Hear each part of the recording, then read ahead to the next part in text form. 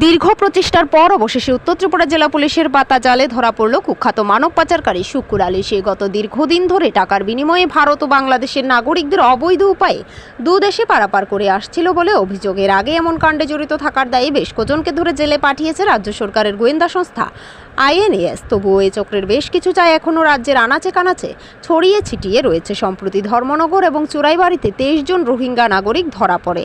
এদেরকে অন্যায়ভাবে ভারতে নিয়ে আসার জন্য পুলিশি তদন্তে নাম উঠে আসে ঊনকোটি জেলার ইরানি থানাধীন মাগুররুলি জিপির দেবীপুর এলাকার 35 বছর বয়সী শুক্কুর আলীর নাম। পরে পুলিশ তদন্তে নেমে রবিবার শুক্কুরকে গ্রেফতার করে ধৃতকে সোমবার ধর্মনগর আদালতে তুলে রিমান্ডের দাবি করবে বলে জানিয়েছেন ধর্মনগরের SP ভানুপদ চক্রবর্তী। ধারণা করা হচ্ছে পুলিশি রিমান্ডে ধৃত শুক্কুর আলীর মুখে মানব পাচারে জড়িত অন্যদের নামও উঠে আসবে।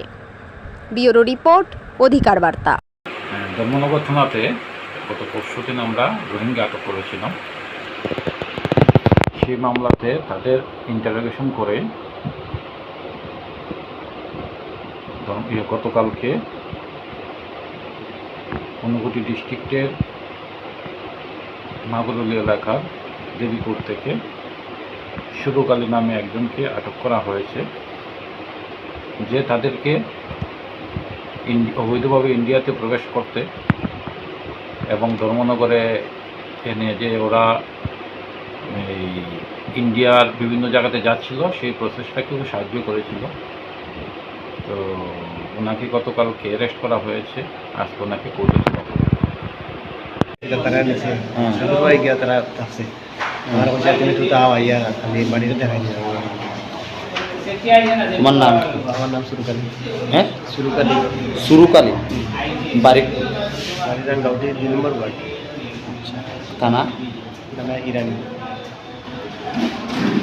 তুমি তোমার শ্বশুরবাড়ি নিয়ে তারা আসলো? শ্বশুরবাড়ি। তোমার এখানে আনছে পুলিশ? তারা আমার শ্বশুরবাড়ি যাইতো, তারা দেখাই গেলে 2 দিন থাকছে।